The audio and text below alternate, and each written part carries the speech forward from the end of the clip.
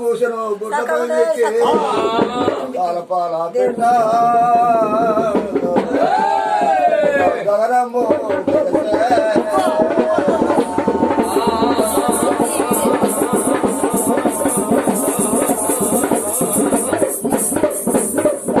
కాలపాల పెట్ట గగనంబు ప్రకాశే. అయితే ఆ యొక్క అమ్మవారు సురేష కోనకు పోయింది.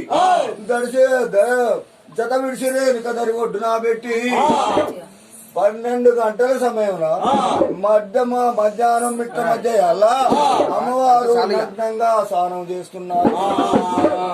స్నానం చేస్తుంటే అప్పుడు ఒక బసరేయుడు అనేవాడు మా తంగి వాడు కట్టెలు కొట్టివాడు కడు తంగడి గంట పోయిండు. కట్టెలు కొట్టివాడు కడు తప్పుకొని దాహమ్ముకొని కొలను దగ్గరకు వచ్చి ముదితను చూసి అతడు మూర్చగతుడాయే మెరిసే వరకు అన్న స్నానం చేస్తుంది. ఎవ్వరు లేరు కదా అటువంటి సమయకాలం ఎరగక అటువంటి ఇంట్లో అమ్మవారు స్నానం చేస్తుందని తెలియక ఆడు దూపకొని కొలం దగ్గరికి వచ్చిండు. అమ్మవారిని చూసి మూర్చపోయినోడు ఊకోక ఆ మూర్చే తాను తెలుపుకొని ఎవరి బాలవమ్మ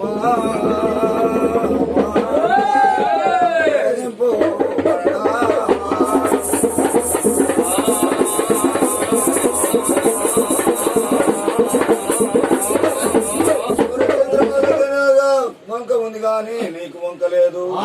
ఎవరి బాలవమ్మ ఎరగింపమనేను వరకు అమ్మవారు ఓరి దుర్మార్గుడా ఓరి నీచకుండా కామందకారము కన్నులకు పీ మాట పరిచయం భార్యను బుద్ధి లేదటారా సమాజం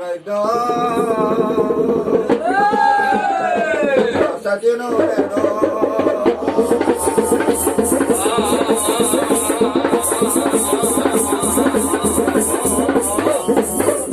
సత్యమాజ విఘ్న సత్యును నేను ఆ పేరు రేణుక యలమాదేవి అనే వరకు నా తప్పు మన్నించో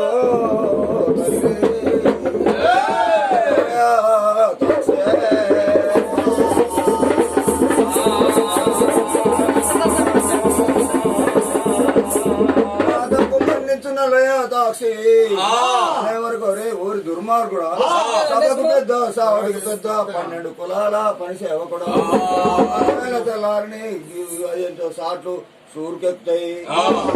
నీకు ఏమైనా ఇప్పుడు కలమైన తెల్లారిగా సాట్లు సూరికెత్తాయిరా తలకాయ వేసి బొడ్రాయి నాడతారు. సభకు పెద్ద సావడికి పెద్ద 12 కులాల 18 కులాల పని సేవకుడా బతికినా నువ్వే ముందు నడుస్తావు కోరా అని చెప్పించిందమ్మా. ఆ శపనతోని తర్వాత అమ్మవారికి ఉష్క బాణం అయితే లేదు, జలది నిప్పులైతే లేదు. ఈ వనిత యవ్వారో ఈ కొలను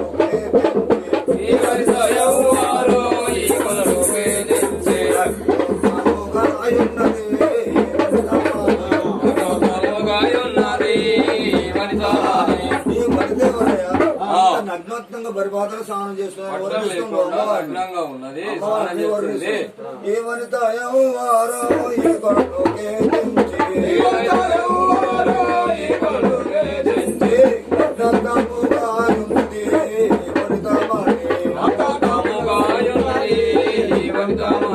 తరుణి మణి నేత్రములు తామేర పద్మములు తరుణి మణి నేత్రములు తామేర పద్మములు